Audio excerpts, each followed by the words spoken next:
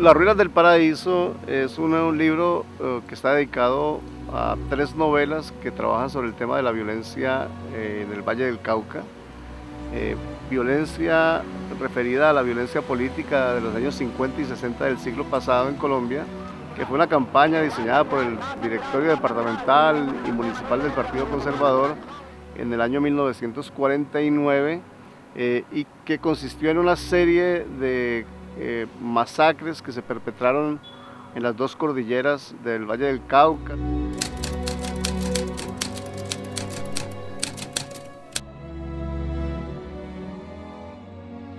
Es un proceso que buscaba la homogeneización política del Valle del Cauca y fue una campaña que se desarrolló con la participación de los policías que en esa época se conocían como policías chulavitas, el detectivismo y unos sicarios del Partido Conservador que se conocían como pájaros.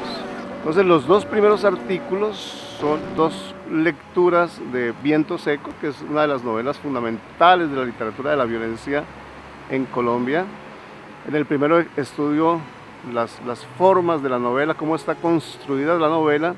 En principio porque es una novela desprestigiada por la crítica, es una novela sobre la que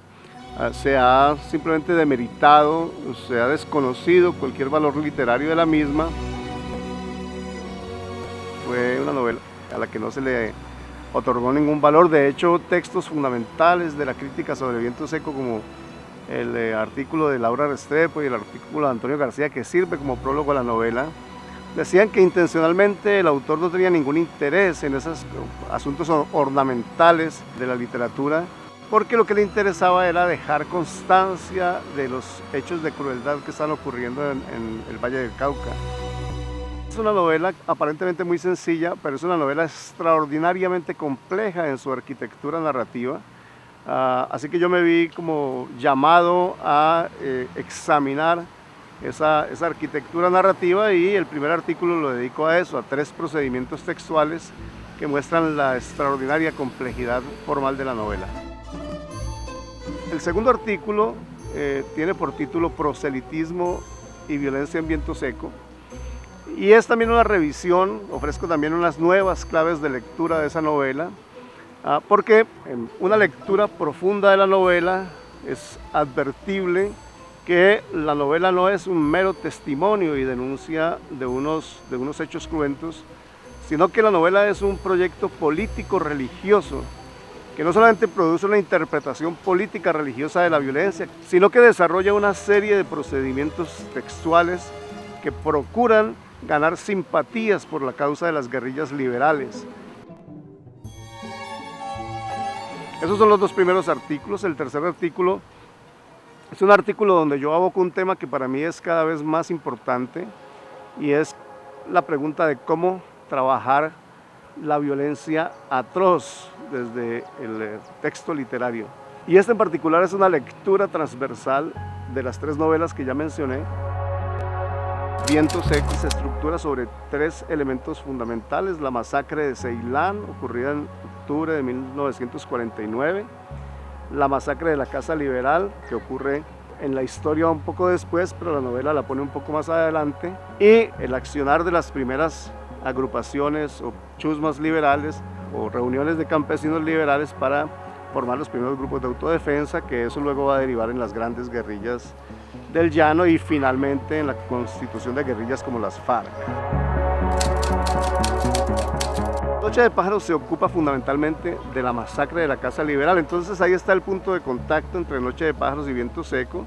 que es las dos miradas que hacen sobre la masacre de la Casa Liberal. Y Cóndores no entierran todos los días todo el proceso de conservatización de la cordillera, pasando también por la masacre de Ceilán y todo el proceso de las campañas de exterminio de los pájaros del norte del valle, que estaban liderados por un personaje de nombre León María Lozano, conocido como el Cóndor. Por eso la novela se llama Cóndores no entierran todos los días. Lo que me interesa en estas tres novelas es examinar el tratamiento literario que ellas hacen de la violencia atroz, porque lo atroz ha sido simplemente dejado de lado en alguna de esta literatura,